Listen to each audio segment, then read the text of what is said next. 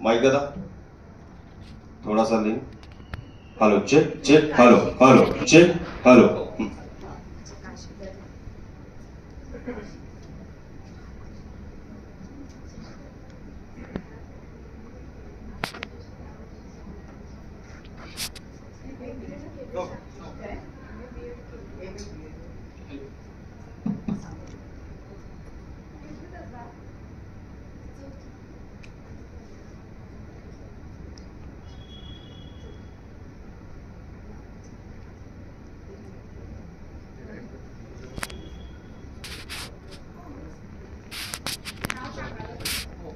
अक्षय Patil, modern college TYBCA.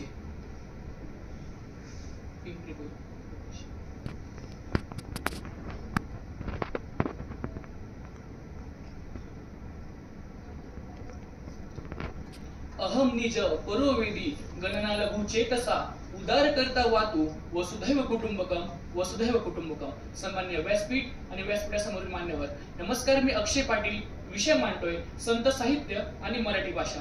जवळपास 2000 ते 2500 वर्ष इतिहास जपणारी आपली मराठी भाषा, जी उत्तरेकडील सातपुडा पर्वत रांगांपासून ते कावेरीच्या पश्चिमेकडील प्रांतापर्यंत, उत्तरेस दमणपासून तर दक्षिणेकडे गोव्यापर्यंत तिचा विस्तार झाला. अशा मराठी भाषेला 3 ऑक्टोबर 2024 रोजी अभिजात हा दर्जा प्राप्त झाला. त्यासाठी केंद्र सरकारने काहीतरी महत्वपूर्ण निकष अभिजात दर्जेसमोर मांडले. त्यातलेच काही निकष म्हणजे की भाषेतील साहित्य हे श्रेष्ठ असावं, भाषा 1500 ते 2000 वर्ष जुनी असावी. तिसरा निकष होता की भाषा ही दुसऱ्या भाषेची मुलगी नसावी, अर्थातच नक्कल नसावी. आणि चौथा निकष होता की काळाच्या ओघात भाषा ही बदलत जाते, त्यामुळे मूळ रूप आणि आजचं रूप या साम्य असावं. असे सर्व निकष मराठीने पूर्ण केले आणि मराठीला अभिजात हा दर्जा प्राप्त झाला. आणि हे सर्व निकष सांगण्याचं तात्पर्य इतकंच की हे दर्जा पूर्ण होण्यासाठी संत साहित्याचा यात खारीचा वाटा होता.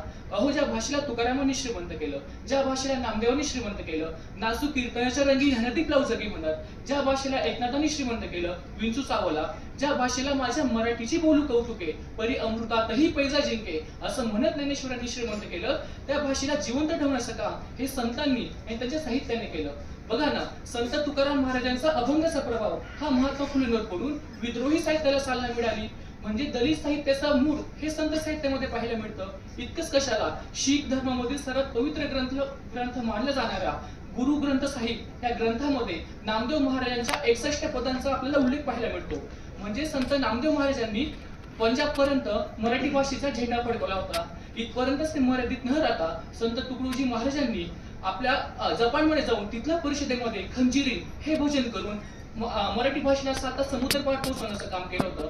म्हणजे लक्षात येतं की मराठी भाषेला संतांनी संस्कार दिले आणि त्याच मराठी भाषेने संतांना अमरत्व दिलं. म्हणून विषयाच्या दुसऱ्या बाजूला बघितलं तर लक्षात येतं की मराठी भाषा आणि संत साहित्य असं म्हणत असताना आपण हे लक्षात घेतलं पाहिजे की संतांचं कार्य केवळ मराठीला वरती नेणं इथपर्यंतच मर्यादित नव्हतं, तर संत त्या व्यक्तींना म्हटलं जातं ज्या व्यक्तींना शाश्वत सत्याची अनुभूती झालेली असते. आणि अशी अनुभूती ज्या व्यक्तींना होते ते व्यक्ती कोणताही धर्म जात हिच्यामध्ये जन्माला येत असतात. आणि संत हे जात धर्म भाषा या संकुचित भिंतीच्या पलीकडे पाहणारे महात्मे आहेत. सांगण्याचं तात्पर्य इतकंच की संत कबीर हे उत्तर प्रदेश मधले होते. त्यांची लेखन ही तुकाराम महाराजांच्या इतकीच प्रभावी होती. म्हणून त्यांनी हिंदी साहित्यासाठी त्यांचं योगदान दिलं. आणि हेच योगदान जे आपले संत हे मराठी साहित्यासाठी देतात हे देखील आपण विसरून चालणार नाही. मुळात साहित्य म्हणजे प्रवास उगमापासून आस्थापर्यंतचा, भाषेपासून भावनेपर्यंतचा आणि साहित्याची जननी असलेल्या मराठीला अगदी संतांपासून आताच्या नवलेखकांपर्यंत प्रेम करणाऱ्या या तुम्हा साहित्यकांनी समृद्ध केलंय.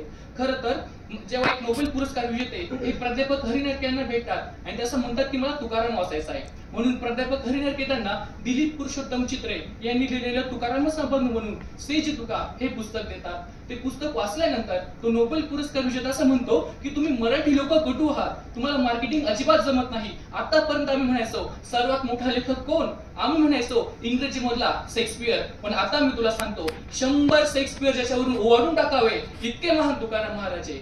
अशा तुकाराम महाराजांचं साहित्य हे आपल्याला वाचायला भेटलं. आणि अशा मराठी भाषेला गेल्या वर्षी अभिजात हा दर्जा मिळाला असता तरी माझी माय मराठी ही तेव्हाही अभिजात होती जेव्हा मुक्तेश्वराने मुक्त कंठाने तिचे गोडवे गायले. माझी माय मराठी ही तेव्हाही अभिजात होती जेव्हा कवी नरेंद्रने आमुच्या तवी कुडास बोलू लागेल असं म्हणून सत्यदिश कला ठणकावले.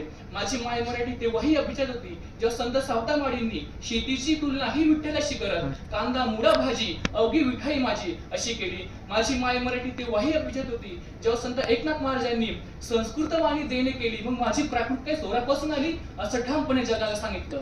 म्हणून मराठी ही केवळ भाषा नाही तर इथल्या पंचतत्वात विलीन झालेलं एकात्मच बीज आहे जे तुमच्या आमच्या बापदादांनी राखलं समृद्ध केलं आणि इथवर आणलं. ती त्यांच्या लेकरांच्या मनात तेव्हाही अभिजात होती पुढेही अभिजात असेल. आताची ही नोंद ही फक्त सरकारी दफ्तरी पण ही नसे थोडके.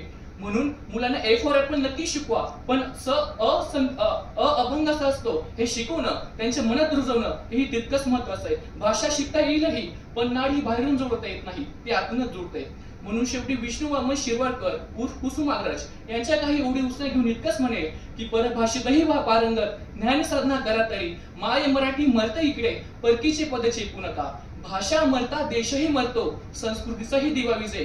गुलाम भाषिक होऊन आपल्या प्रगतीचे शिर कापू नका आपल्या प्रगतीचे शिर कापू नका. आभार.